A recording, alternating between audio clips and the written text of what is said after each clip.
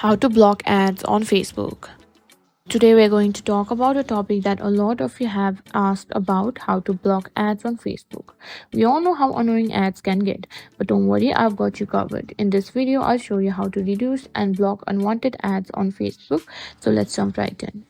First, open the Facebook on your phone. You can simply open your Facebook app, or you can go to the Facebook website as well. Now tap on the three horizontal lines at the top right corner of the screen and simply scroll down and go to settings. In the settings here at the top, you can simply find the search button. Simply tap on it and search for ad preferences. Simply tap on it. Here you can simply take control of your ad experiences. Simply scroll down.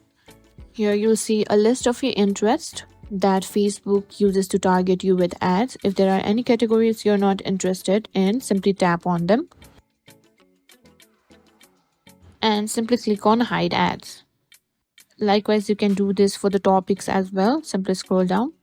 Now I will tap on see list for news and politics, and that's it. That's how you simply manage ads on Facebook.